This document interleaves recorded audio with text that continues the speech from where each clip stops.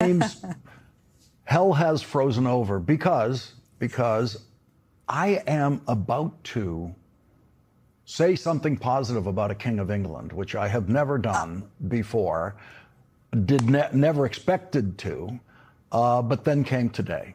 And so a King of England has finally earned some positive words for me, and his speechwriters, I will praise to the high heavens.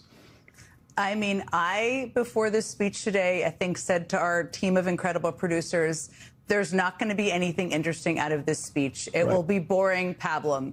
And I was wrong. And I'm happy to admit I was wrong. We talked about it too, but I can't wait to see what you have to say about it.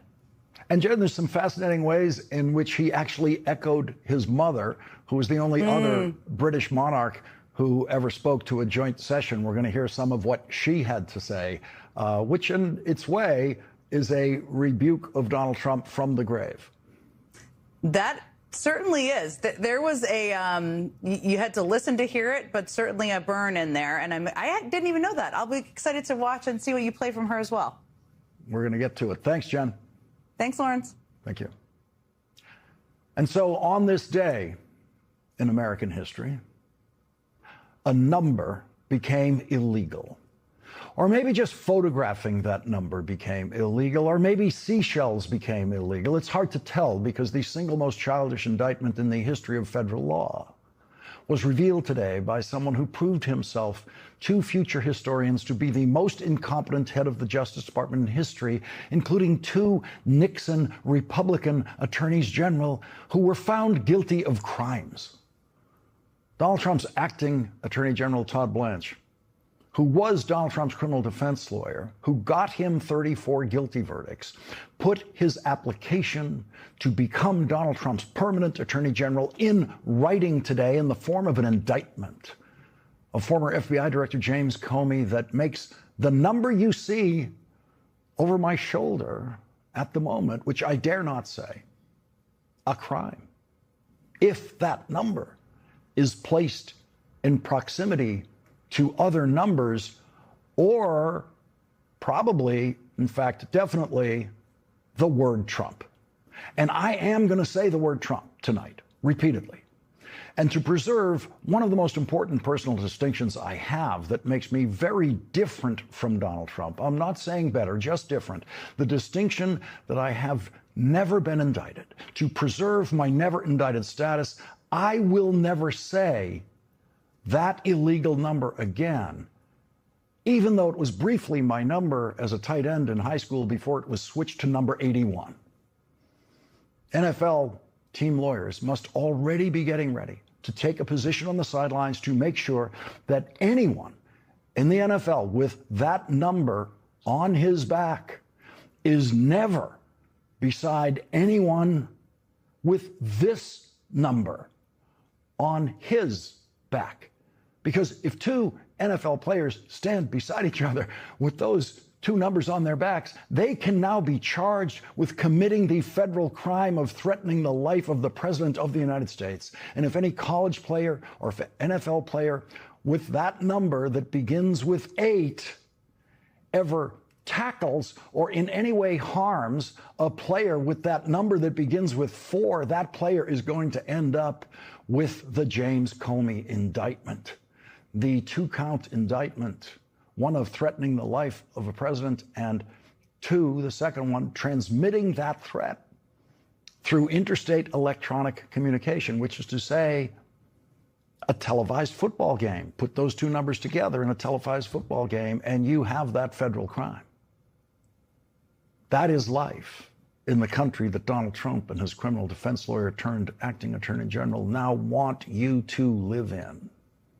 And into that country today stepped the King of England, who played an unprecedented part in another desperately humiliating day for Donald Trump's Washington. And for once, the King himself was not the humiliated one. No one humiliates Trump lawyers more than Donald Trump. And he could not have done more to humiliate the already humiliated Todd Blanche than he did today by getting the goofiest indictment America has ever seen out of Todd Blanche after literally years of Donald Trump urging the indictment of James Comey.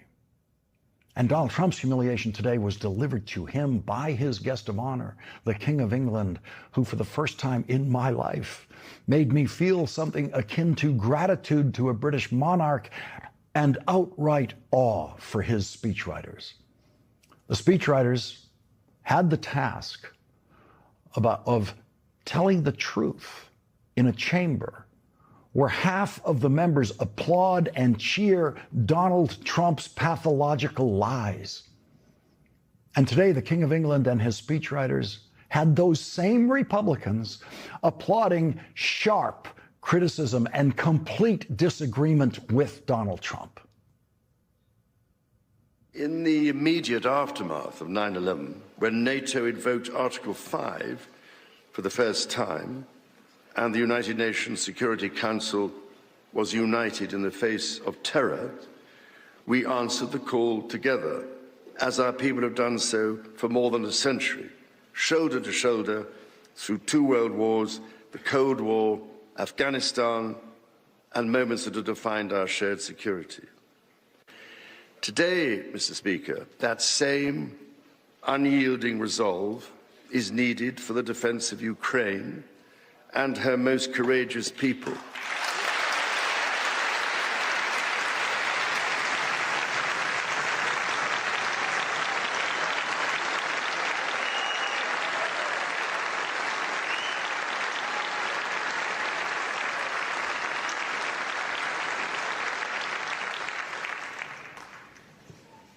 It is needed in order to secure a truly just and lasting peace. Standing ovation from J.D. Vance, who has said, I don't care about Ukraine. Standing ovation from those Republicans. And now we know you can get the Republicans in that room to applaud what reads like a Biden State of the Union address. You can get the Republicans in that room to applaud a speech that completely contradicts Donald Trump if the speech is delivered in a posh British accent. This was the day that I hope at least some high school kids were watching. American high school kids who have grown up in the dark shadow of Donald Trump. High school kids who in most of their lifetimes now have been living under a Donald Trump presidency filled with uncouth public profanity and rank stupidity and an inability to simply read the words put in front of him by his speechwriters and skip the idiotic ad libs. My mother had a crush on Charles. Can you believe it? Amazing how, I wonder what she's thinking right now. If you are a high school kid in America, I now have 2 King's speeches to recommend to you. First, the wonderful film about the King, who was a genuine inspiration to the British during World War II, titled The King's Speech, and today's speech by Charles, where he faithfully delivered every word his speechwriters gave him with no wise guy side comments, no threats of war crimes, no statement he could not support with facts. And most of all, with the kind of dignity that every previous American president either had or was able to do a reasonable imitation of in that room where Charles spoke today. You will not see an honest speech delivered from that podium again during this presidency. With Donald Trump threatening to destroy NATO, Charles said this. From the depths of the Atlantic to the disastrously melting ice caps of the Arctic, the commitment and expertise of the United States Armed Forces and its allies lie at the heart of NATO, pledged to each other's defense, protecting our citizens and interests, keeping North Americans and Europeans safe from our common adversaries. Donald Trump recently said, and these are his exact words, NATO is shameful. His vice president has said, I don't really care about what happens in Ukraine. And the Republican Party in that chamber today rose to their feet to applaud NATO and applaud support for Ukraine. And Charles was merely echoing his mother, the only other British monarch ever to address a joint session of Congress, which she did in May of 1991. NATO, too, is adapting to the new realities in Eastern Europe and the Soviet Union, and to changing attitudes in the West. It is Britain's prime concern to ensure that the new Europe is open and liberal, and that it works in growing harmony with the United States and the other members of the Atlantic community. All our history in this and earlier centuries underlines the basic point that the best progress is made when Europeans and Americans act in concert.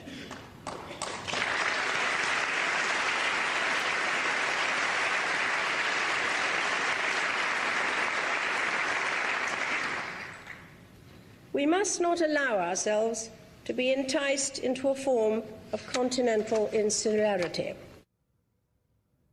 Donald Trump wouldn't understand the word insularity, but that is Queen Elizabeth speaking against Donald Trump's insularity in his America First concept and his America Alone madness, as her son did today. I pray with all my heart that our alliance will continue to defend our shared values with our partners in Europe and the Commonwealth and across the world. And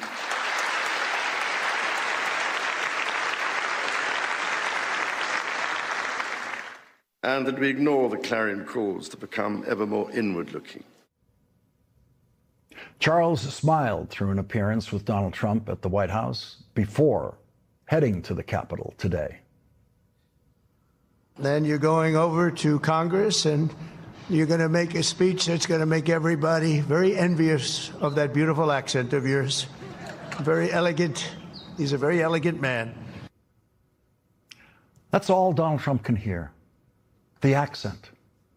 Donald Trump's listening comprehension is probably close to zero, so in a speech done with that accent, in a non-lecturing tone, Donald Trump doesn't know when he is being rebuked.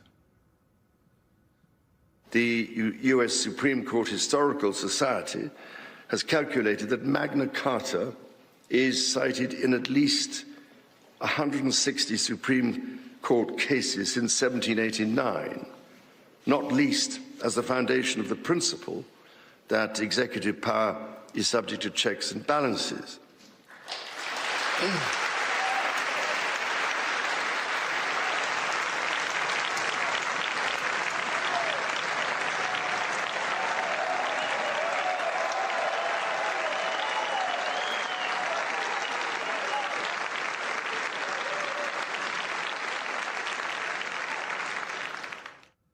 Standing ovation for checks and balances, cheering for checks and balances. There you have congressional Republicans joined by Democrats cheering checks and balances on Donald Trump, written into our Constitution, thanks to the inspiration of the British, while Donald Trump, in every day of his presidency, finds a way to try to violate those checks and balances, to try to destroy those checks and balances. And here's Charles rebuking Donald Trump's patently insane claim that climate science is a hoax. Even as we celebrate the beauty that surrounds us, our generation must decide how to address the collapse of critical natural systems, which threatens far more than the harmony and essential diversity of nature. We ignore at our peril the fact that these natural systems, in other words, nature's own economy, provide the foundation for our prosperity and our national security.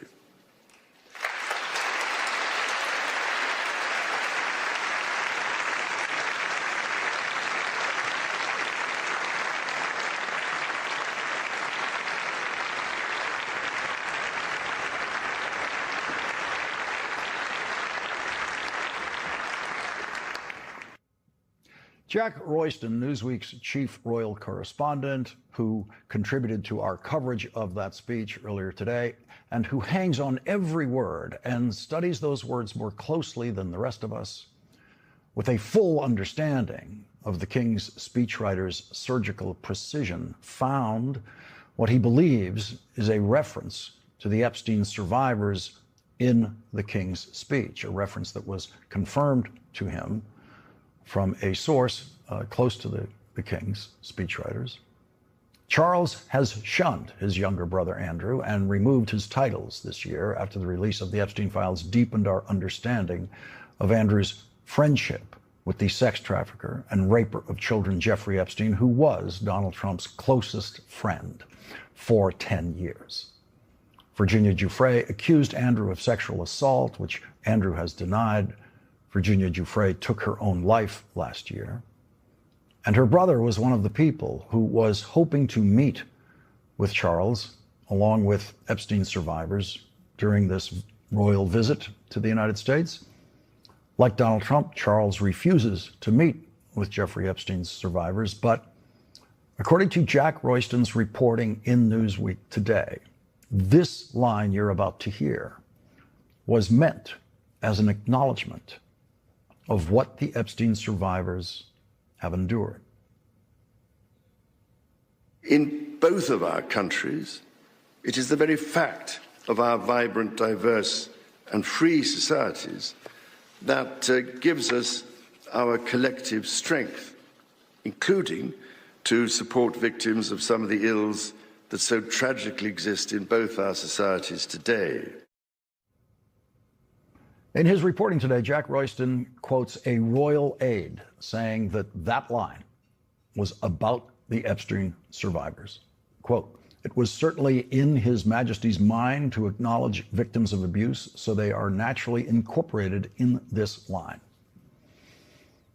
It's not much. In fact, it is very, very little. It couldn't be smaller. It's the smallest and most indirect acknowledgement of the Epstein survivors' suffering that the speechwriters could have come up with. But it's something. It is more than Donald Trump has ever said about them. Charles's fifth great-grandfather was the King of England during the American Revolution. King George lost his mind during his rule. He was literally insane, which was dramatized in the wonderful 1991 play by the British playwright Alan Bennett titled The Madness of George III. And here we are, 250 years after the madness of King George III helped drive the American colonies into revolution against the crown.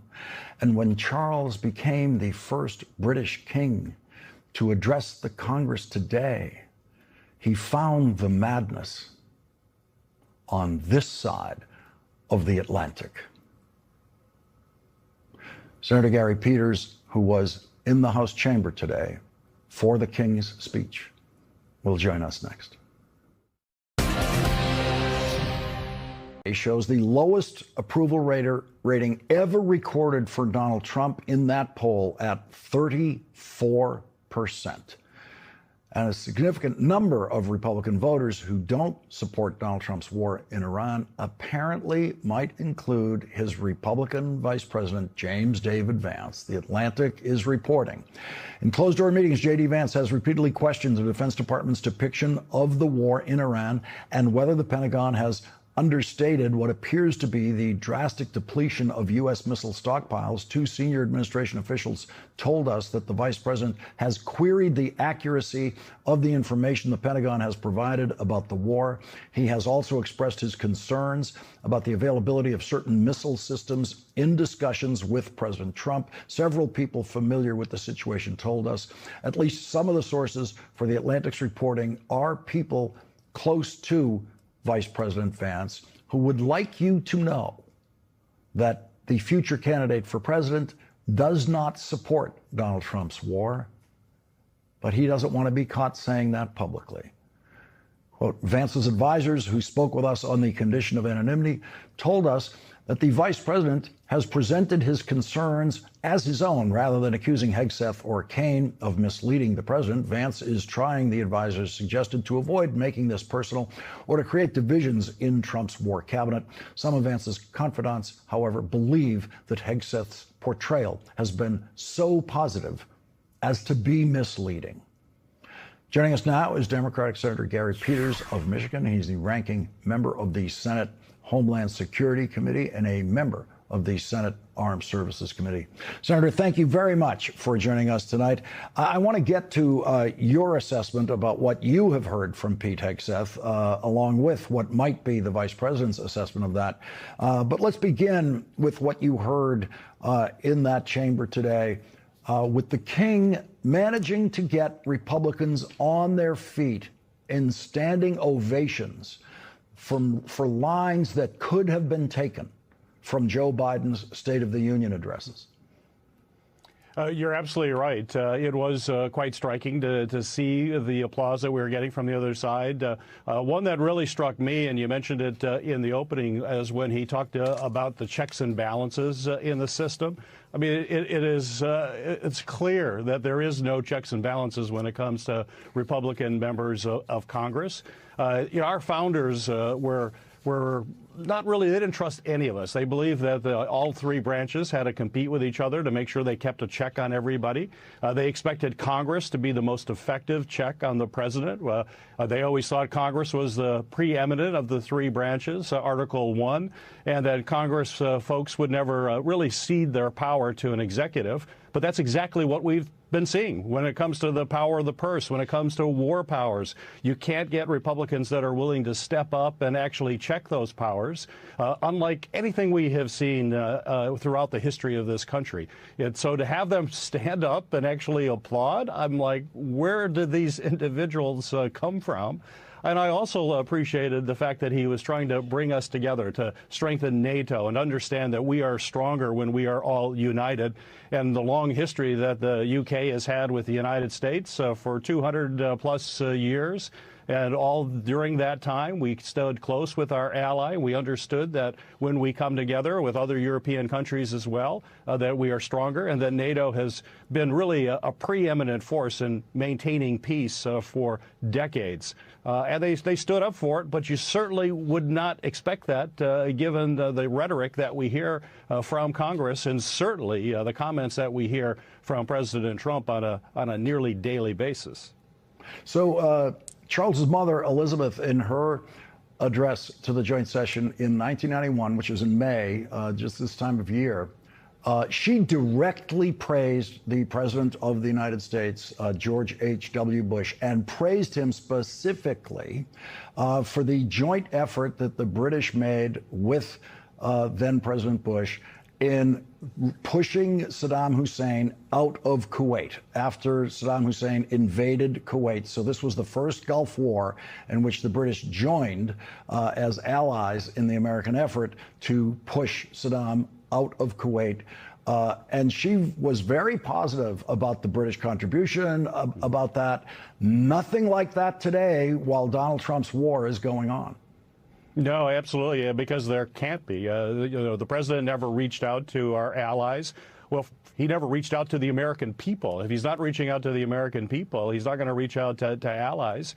But in the past, as you've known, you mentioned what happened with President Bush, but the UK has always stood side by side with the United States in conflict. It is one of our strongest allies. But if you don't try to bring your ally into a conflict that you believe is absolutely critical for world stability, don't expect them to be there for us. And in fact, if you look at public opinion polls in these countries, I was recently in both Sweden and in Italy. In both of those countries, based on our embassy, the public opinion of the United States, our approval rating is less than 20%.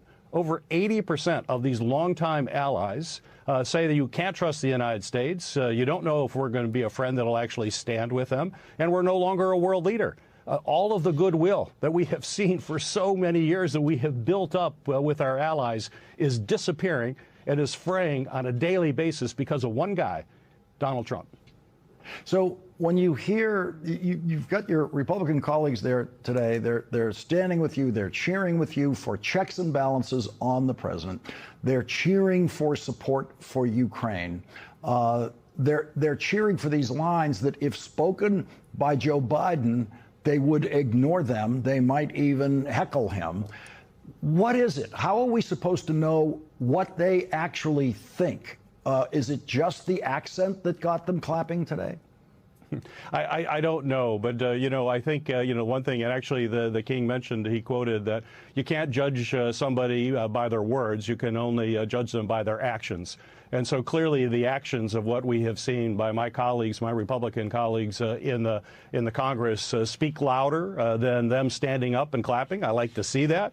But I'd love to actually see action and actually have them actively engaged in pushing back when the president usurps powers that was granted to the People's House, to the United States Congress. They don't do that. I've also found that many of my colleagues have a lot more courage when I'm in the elevator with them, and they may say comments about the president, something that they don't particularly agree with. But then when the elevator door opens, they will talk their talking points. So I call it elevator courage. I want to stop seeing elevator courage. I want to see real courage, where you stand up and push back and understand that our constitutional system does not work if there are not checks and balances. And I'm very fearful for what's going to happen in the future if this continues down this course. But, ultimately, we know the ultimate check, the checks and balances, and according to Thomas Jefferson, for example, said the ultimate check is the people. So it is really ultimately about elections. And you put on the approval rating earlier. It's at an incredibly low number. The key thing now is for the American people to turn out in huge numbers during the midterm and send the strongest signal possible that we need to have checks and balances. We're going to change the majority. We're going to have a Democratic majority in the House and in the Senate, and really send a strong message to the president that his actions are no longer acceptable to the vast majority of the American people. The secrets of the Senate elevators, the senators only elevators, as they are, restricted to senators only in the office buildings and in the Capitol. That's where the truth happens. Senator Gary Peters, thanks for reminding us of that. Thanks for joining us tonight. Thank you. And coming up, Congressman Ro Khanna will not let the King forget the survivors of Jeffrey Epstein and the King's brother, Andrew. Congressman Khanna joins us next. Wherever and however perpetrated, the letter said, it added that because of ongoing police inquiries in the United Kingdom, King Charles was unable to meet survivors or comment directly on the matters under inquiry.